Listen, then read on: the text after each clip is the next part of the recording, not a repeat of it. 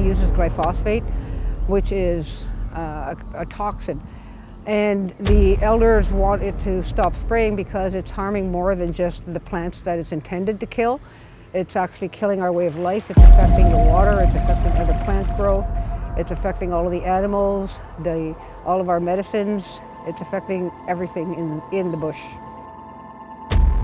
They do some spraying just north of where we live, and it's really affected the moose population, even the small animals, and they start to become more like gardens, actually, the forest, where they're not so much the diverse biosphere now, and they know that is the best forest to have, but yet they continue to spray and kill everything basically except the trees with the needles on it, because that's what they want to harvest.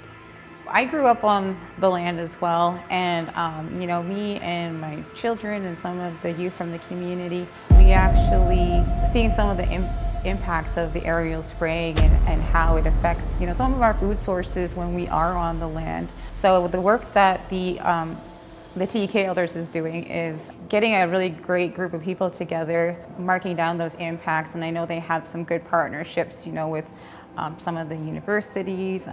They have some research into, you know, some of the scientific research.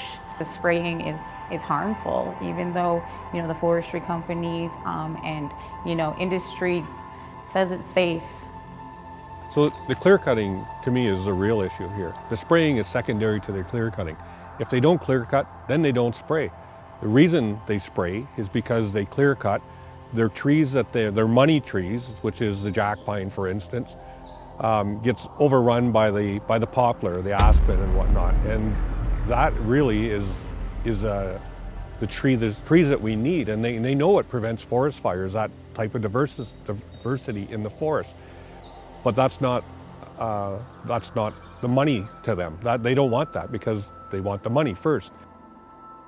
Because we have the same concerns around protecting the ecosystem, the aerial spraying is one of those impacts to that ecosystem. And so we are in line with at least the TEK Elders Group around that issue, servicing all of our 21 First Nation territories.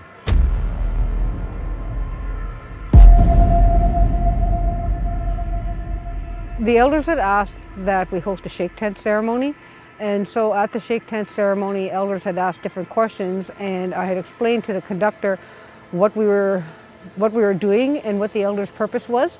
And so after the ceremony was over, he said that we needed to tie white ribbons in the trees, in the bush, to raise awareness of the herbicide spraying, but also to protect the lands.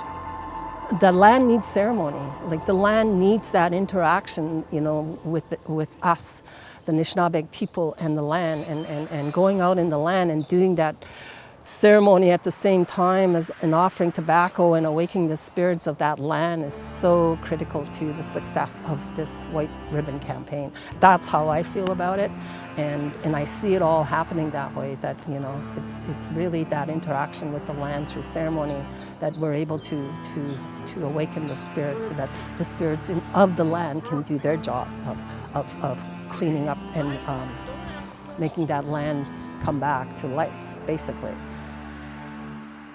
You spirits of the trees, this land, to wake up and be with us. And as we're waking up as well, it is not only us that have gone to sleep. I know the spirits of the trees are kind of sleeping and walking through this trauma. And so now we're going to heal from the trauma of everything that has happened to us, what's happening to the trees with all the spraying, and we want that spraying to stop and let the spirits of the trees help with that, and the spirits of this land. So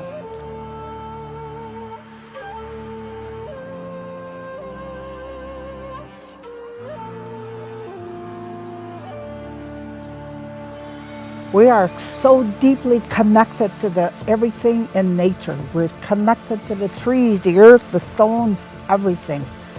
And we have to make sure that we take care of everything that's out there, because those trees are living. They are alive. They can breathe.